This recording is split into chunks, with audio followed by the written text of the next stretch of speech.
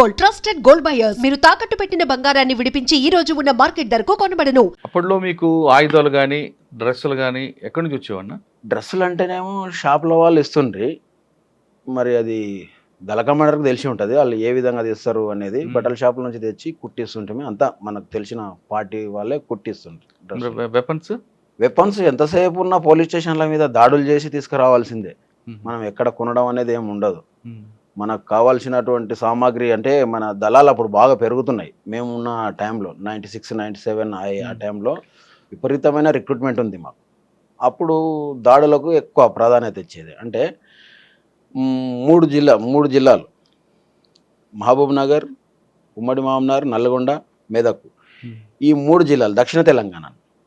ఈ దాడులు ఏ విధంగా చేయాలంటే 3 దగ్గరలో చేయాలి ఒక సంవత్సరంలో. అట్లా మా దగ్గర వచ్చేసి పెద్ద కొత్తపల్లి పోలీస్ స్టేషన్ పేల్ చేయడం జరిగింది. అది మీరున్న సంవత్సరంలోనే? మేమున్న సంవత్సరంలో. అంటే నేను అప్పుడు కల్వకుర్తి నుంచి ఇతలికి వచ్చేసిన. నేను అప్పర్ ప్లాట్కి వచ్చిన. అప్పర్ ప్లాట్కి వచ్చిన తర్వాత నన్ను యాక్టివ్గా ఉన్నాడు, దాడులలో ఏదానికైనా బలంగా ఉంటున్నాడు అని చెప్పేసి అని ఇక నన్ను స్పెషల్ గేర్ల స్క్వాడ్లకు తీసుకున్నారు. SGS అనే దళం అప్పుడు కొత్తగా ఏర్పాటు చేశారు. అదేంటంటే దాదాపు ఒక 15 మందితోటి ఏర్పాటు చేశారు. మీరు ఇంకెవరు ఉన్నారు అందులో? ఇప్పుడు చనిపోయిన సాంబశివుడు ఉన్నాడు, ఐలన్న, ఆయన మా దళానికి కమాండర్ SGS. ఇక దాంట్లో ఇప్పుడు నేను చెప్పిన చంద్రన్న, కేతపల్లి చంద్రన్న అని, జనార్దన్ ఆయన పేరు.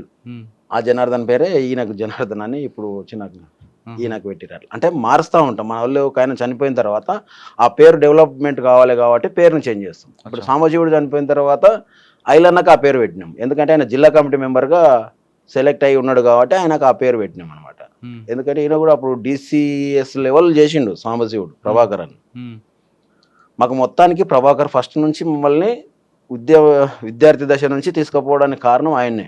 ప్రభాకర్ ఆయన్నే అంటుండే, తమ్ముడు నువ్వు విద్యార్థి దశలోనే నువ్వు చిన్న పిల్లగాడు, అట్లాంటిది నాతోటి భుజంతో భుజం కలిపి నాతోటి యుద్ధానికి వచ్చినావు, నువ్వు చాలా గ్రేట్ తమ్ముడు అని చెప్పేసి అని మంచిగా ప్రోత్సహిస్తుండే కలిసినప్పుడల్లా.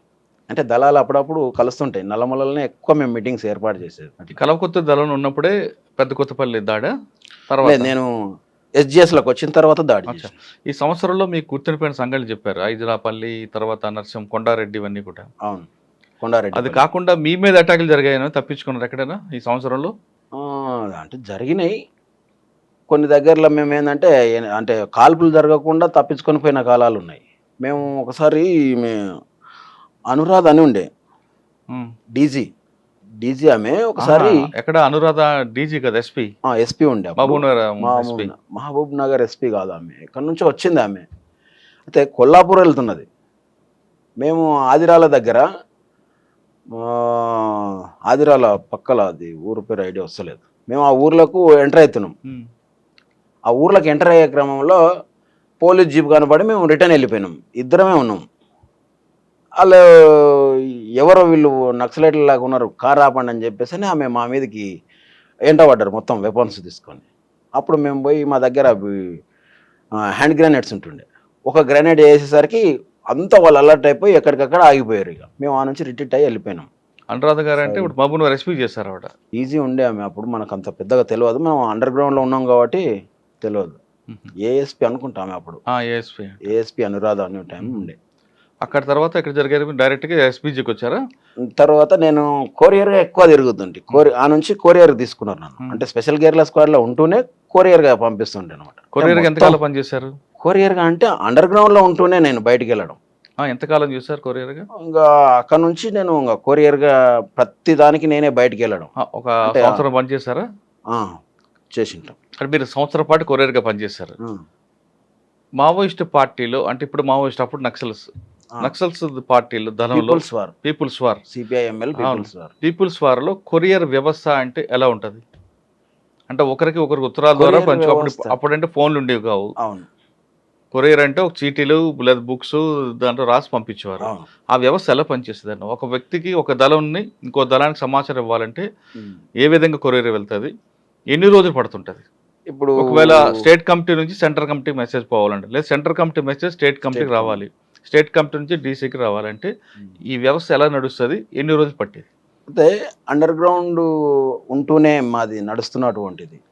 కొరియర్ వ్యవస్థ ఏంటంటే మా డిసిఎస్ జిల్లా కమిటీ సెక్రటరీ ఎవరైతే ఉంటారో ఆయనతోటే నేను పని చేయాలి. అంటే ఆయన పంపించిన దాన్ని నేను తీసుకుపోయి ఇవ్వాలి. ఎట్లా ఇప్పుడు నల్గొండ డిసిఎస్ ఉంటాడు, నల్గొండ వాళ్ళు మన దగ్గరికి పంపిస్తారు. వాళ్ళకు కూడా సేమ్ డిసిఎస్కి ఎట్లయితే ఒకరు ఉంటారో ఇక్కడ మేము ఉంటాం కదా, ఆ కొరియరు ఆయన వస్తుంటాడు. మెదక్ నుంచి ఉండేట ఆయన మెదక్ నుంచి వస్తుంటాడు. ఇట్లా ఏ డిస్టిక్ వాళ్ళు ఆ డిస్టిక్ నుంచి వచ్చి మేము ఏర్పాట్లు అయింది. ఇప్పుడు మా మహబూబ్నగర్ డిస్టిక్లో జడ్చర్ల అనే టౌన్ ఉంది. నేను జడ్చర్ల టౌన్కు వాళ్ళు ఆ పార్టీ ఇచ్చినటువంటి లేఖను తీసుకొని వచ్చి చిటి ఆడ వచ్చి ఆగుతాం. ఇప్పుడు మా జడ్చర్లలో రైల్వే స్టేషన్లో ఎక్కువ పెట్టుకుంటుంటాం. రైల్వే స్టేషన్కు ఎక్కువ మంది పెద్ద అబ్జర్వేషన్ ఉండదని చెప్పేసి అని మేము అక్కడ సైలెంట్గా ఉంటుంది వాతావరణం. అక్కడ కలవాలి. అక్కడ కలవాలంటే ఇప్పుడు ఇండియా టుడే బుక్స్ ఉంటుండే, అప్పుడు ఇండియా టుడే బుక్ లేకపోతే సోప్స్ ఈటా సోపు అది ఏదైతే అనుకుంటామో ఆ విధంగానే ఆడికి వచ్చి ఒకరికొకరం కలిసేవాళ్ళం. ఇప్పుడు నేను ఇండియా టుడే బుక్ పట్టుకొని చూస్తున్నా అంటే వాళ్ళు నా దగ్గరికి ఆ పర్సన్ వస్తాడు. నేనేంది ఆయన దగ్గర ఈట సోప్ ఉందా అని అనుకుంటే ఆయన దగ్గర ఆ సోప్ ఉందంటేనే ఆయన దగ్గర కలుస్తాం. అది ఏ విధంగా అంటే టైం టు టైం ఉంటుంది. ఉదయం 10 గంటలకనంటే 10 గంటల నుంచి 10 గంటల 15 నిమిషాల వరకే వెయిట్ చేయాలి. తర్వాత 11 గంటలకు ఉంటుంది. 10 నుంచి 11, మళ్ళీ 11 గంటల నుంచి మళ్ళీ 15 నిమిషాలే చూస్తాం. ఆ 2 టైంలు అయిపోయినంటే ఆ ఏపీటీ మనం మళ్ళీ పోము. ఎందుకంటే ఆటోమేటిక్గా ఆయన అరెస్ట్ అన్న అయ్యి ఉండాలి, లేకపోతే ఏదో ప్రాబ్లం అయ్యి ఉంటుంది రాలేకపోయింది అనేది. మళ్ళీ పోయినామనుకో పోలీసులు అటాక్ చేయడానికి ఎక్కువ అవకాశం ఉంటుంది. అట్లనే ఒకసారి జరిగింది మాకు నల్గొండ కొరియర్కు. నాకు ఆయన చంద్రన్న అని ఉండే నల్గొండ కొరియర్. నేను మహబూబ్నగర్ నుంచి పోయినాం. షాద్నగర్ బస్టాండ్లో మాకు అపార్ట్మెంట్ ఉంది, ఏపీటీ ఉంది. ఏపీటీ ఏడ ఉంది అంటే బస్టాండ్లో క్యాంటీన్ హోటల్ ఉంటుంది. ఆ క్యాంటీన్ హోటల్లో పోయి కూర్చున్నాం. అయితే ఆ రోజు నేను పోయిన రోజు ఏమైందంటే ఆ క్యాంటీన్ బంద్ ఉంది. క్యాంటీన్ బంద్ ఉండడం వల్ల నేనేం చేసిన అంటే బయటనే కూర్చున్నాం, బయట బస్సులు పోయి. ఇక బస్ స్టాప్ నుంచి దాదాపు కొంచెం దూరం ఉంటుంది, ఒక 150 గజాలు 200 గజాల దూరం ఉంటుంది ఆ రోడ్డుకు, అది బస్ స్టాప్ లోపలికి రావడానికి. ఈయన అరెస్ట్ అయ్యాడు, చంద్రన్ అనేట ఆయన నల్గొండలో ఆయన అరెస్ట్ అయ్యాడు. ఆయన అరెస్ట్ కావని ఆయన అప్పుడు అంటే సంజీవ్ అనే దగ్గర కొరియర్ అనమాట. సంజీవ్ అన్న అంటే స్టేట్ కమిటీ. ఆ సంజీవ్ అన్న కొరియర్ రావడం వల్ల అరెస్ట్గా అయ్యిండని చెప్పేసి అని పోలీసు వాళ్ళు ఏపీటీ మొత్తం క్లియర్ చెప్పేసిండు. ఇక పోలీసు వాళ్ళు వ్యాన్ ఆపి అక్కడ నుంచి దిగి పరిగెట్టుకుంటూ వస్తున్నారు. నేను చూస్తూ వెంటనే లేచి వేరే బస్సులో పోయి చక్కగా పోయి కూర్చున్నా. నాకు అర్థమైపోయింది ఇమ్మీడియట్లీ సమ్ ఏదో అరెస్ట్ అయ్యిండు, లేదంటే నా అడ్రస్ అన్న చెప్పిండు, ఈయన ఏదో జరిగింది అని చెప్పేసి. ఆ బస్సు ఎక్కడ పోతుందో తెలియదు కానీ ఎక్కి బస్సు ఏడిపోతే ఆడికి ఒక టికెట్ తీసుకొని ఎక్కి చాలా దూరం పోయిన తర్వాత ఒక విలేజ్ దగ్గర దిగి అక్కడే ఉండి ఛాయ్ ఇంత ఒక బన్ను తిని మళ్ళీ రిటర్న్ వచ్చేసి హైదరాబాద్కి వెళ్ళేసి వచ్చిన. అట్లా జరుగుతుంటాయి. ఆయన అరెస్ట్ అయ్యిండు, సంజీవ్ అన్న అరెస్ట్ అయ్యింది అని చెప్పేసి అని నల్గొండలో రైల్వే ట్రాక్ వేల్చేసారు. రైల్వే దగ్గర మన వాళ్ళు పోయారు, అక్కడ నల్గొండ వాళ్ళు సంజీవ్ అన్న అరెస్ట్ అయ్యింది. ఎందుకంటే కొరియర్ అరెస్ట్ అయ్యిందంటే డీసీ ఆయన సెంట్రల్ స్టేట్ కమిటీ సెక్రటరీ కూడా అరెస్ట్ అయ్యిండేమో అనే దాని నుంచి దాడి చేశారు. ఆయన ఒక్కరిని అరెస్ట్ చేస్తే ఆయన వెంటనే కోర్టుకు హాజరుపరచాలి 24 గంటలు అని చెప్పేసి దాడి జరిగింది. అది వెంటనే నాకు నెక్స్ట్ డే చూసుకొని నేను రిటర్న్ మళ్ళీ వెళ్ళిపోయాను అనమాట. అంటే మీరు సంవత్సరం పాటు కొరియర్గా పనిచేశారు. మావోయిస్ట్ పార్టీలో అంటే ఇప్పుడు మావోయిస్ట్ అప్పుడు నక్సల్స్ పార్టీలు ధనంలో పీపుల్స్ వార్ సిపిఐఎంఎల్ పీపుల్స్ వార్లో కొరియర్ వ్యవస్థ అంటే ఎలా ఉంటుంది? అంటే ఒకరికి ఉత్తరాల ద్వారా అప్పుడంటే ఫోన్లు ఉండేవి కావు. అవును. కొరియర్ అంటే ఒక చీటీలు లేదా బుక్స్ దాంట్లో రాసి పంపించేవారు. ఆ వ్యవస్థ ఎలా పనిచేస్తుంది అన్న ఒక వ్యక్తికి ఒక దళంని ఇంకో దళానికి సమాచారం ఇవ్వాలంటే ఏ విధంగా కొరియర్ వెళ్తుంది, ఎన్ని రోజులు పడుతుంటది? ఇప్పుడు ఒకవేళ స్టేట్ కమిటీ నుంచి సెంట్రల్ కమిటీ మెసేజ్ పోవాలంటే, లేదా సెంట్రల్ కమిటీ మెసేజ్ స్టేట్ కమిటీకి రావాలి, స్టేట్ కమిటీ నుంచి డీసీకి రావాలంటే ఈ వ్యవస్థ ఎలా నడుస్తుంది, ఎన్ని రోజులు పట్టేది? అయితే అండర్ గ్రౌండ్ ఉంటూనే మాది నడుస్తున్నటువంటిది కొరియర్ వ్యవస్థ ఏంటంటే మా డిసిఎస్ జిల్లా కమిటీ సెక్రటరీ ఎవరైతే ఉంటారో ఆయనతోటే నేను పని చేయాలి. అంటే ఆయన పంపించిన దాన్ని నేను తీసుకుపోయి ఇవ్వాలి. ఎట్లా ఇప్పుడు నల్గొండ డిసిఎస్ ఉంటాడు, నల్గొండ వాళ్ళు మన దగ్గరికి పంపిస్తారు. వాళ్ళకు కూడా సేమ్ డిసిఎస్కి ఎట్లయితే ఒకరు ఉంటారో ఇక్కడ మేము ఉంటాం కదా, ఆ కొరియరు ఆయన వస్తుంటాడు. మెదక్ నుంచి ఉండేట ఆయన మెదక్ నుంచి వస్తుంటాడు. ఇట్లా ఏ డిస్టిక్ వాళ్ళు ఆ డిస్టిక్ నుంచి వచ్చి మేము ఏర్పాట్లు అయింది. ఇప్పుడు మా మహబూబ్నగర్ డిస్టిక్లో జడ్చర్ల అనే టౌన్ ఉంది. నేను జడ్చర్ల టౌన్కు వాళ్ళు ఆ పార్టీ ఇచ్చినటువంటి లేఖను తీసుకొని వచ్చి చిటి ఆడ వచ్చి ఆగుతాం. ఇప్పుడు జడ్చర్లలో రైల్వే స్టేషన్లో ఎక్కువ పెట్టుకుంటుంటాం. రైల్వే స్టేషన్కు ఎక్కువ మంది పెద్ద అబ్జర్వేషన్ ఉండదు అని చెప్పేసి అని మేము అక్కడ సైలెంట్గా ఉంటుంది వాతావరణం. అక్కడ కలవాలి. అక్కడ కలవాలంటే ఇప్పుడు ఇండియా టుడే బుక్స్ ఉంటుండే అప్పుడు. ఇండియా టుడే బుక్ లేకపోతే సోప్స్, ఈటా సోపు అది ఏదైతే అనుకుంటామో ఆ విధంగానే ఆడికి వచ్చి ఒకరికొకరం కలిసేవాళ్ళం. ఇప్పుడు నేను ఇండియా టుడే బుక్ పట్టుకొని చూస్తున్నా అంటే వాళ్ళు నా దగ్గరికి ఆ పర్సన్ వస్తాడు. నేనేంది ఆయన దగ్గర ఈట సోప్ ఉందా అని అనుకుంటే ఆయన దగ్గర ఆ సోప్ ఉందంటేనే ఆయన దగ్గర కలుస్తాం. అది ఏ విధంగా అంటే టైం టు టైం ఉంటుంది. ఉదయం 10 గంటలకనంటే 10 గంటల నుంచి 10 గంటల 15 నిమిషాల వరకే వెయిట్ చేయాలి. తర్వాత 11 గంటలకు ఉంటుంది. 10 నుంచి 11, మళ్ళీ 11 గంటల నుంచి మళ్ళీ 15 నిమిషాలే చూస్తాం. ఆ 2 టైంలు అయిపోయినంటే ఆ ఏపీటీ మనం మళ్ళీ పోము. ఎందుకంటే ఆటోమేటిక్గా ఆయన అరెస్ట్ అన్న అయ్యి ఉండాలి, లేకపోతే ఏదో ప్రాబ్లం అయ్యి ఉంటుంది రాలేకపోయింది అనేది. మళ్ళీ పోయినామనుకో పోలీసులు అటాక్ చేయడానికి ఎక్కువ అవకాశం ఉంటుంది. అట్లనే ఒకసారి జరిగింది మాకు నల్గొండ కొరియర్కు. నాకు ఆయన చంద్రన్న అని ఉండే నల్గొండ కొరియర్.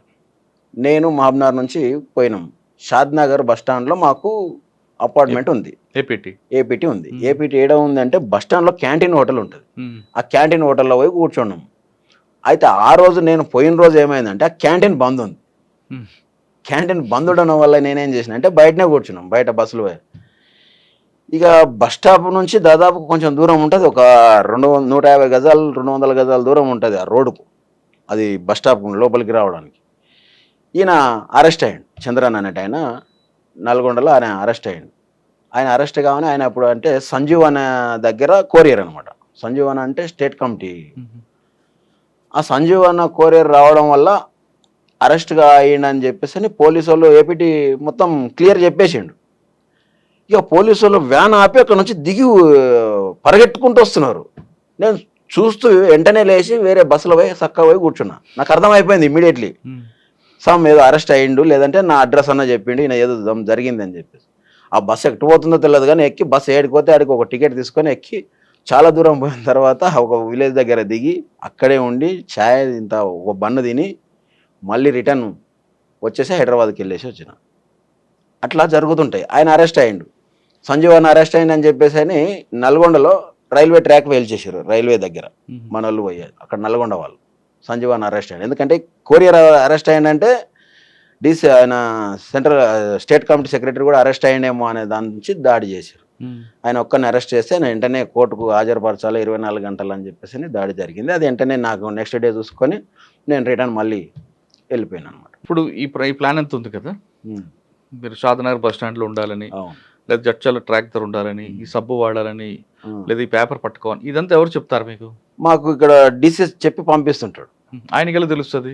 మొదలే మాట్లాడుకొని ఉంటారు. ఇప్పుడు వాళ్ళు ఫస్ట్ మనం పంపించే లెటర్లన్నా రాసి పంపిస్తుంటారు. అది ఏ విధంగా రాస్తుంటారు అనేది మొదలే ఉంటుంది ఆ ప్లాన్. ఆ ప్రకారంగానే మాట్లాడతాం. ఇప్పుడు మేము మళ్ళీ ఈ నుంచి రిటర్న్ అయిన తర్వాత దళాన్ని కలవాలంటే కూడా మళ్ళీ ఏపీటీ ఉంటుంది. ఒక విలేజ్ ఉంటుంది, గుండూరు అనే విలేజ్ ఉంది అనుకుందాం. గుండూరు అనే విలేజ్ కాడ ఊరు నుంచి ఒక 300 గజాల దూరంలో వచ్చి మనం వెయిటింగ్ చేయాలి. అంటే రోడ్డు మీద ఉండకుండా బయట ఉంటాం. దళం నుంచి వచ్చినటువంటి పర్సన్లు మనం పేరు పెట్టి పిలుస్తారు, ఏమన్నారు జంగయ్య అని అంటారు.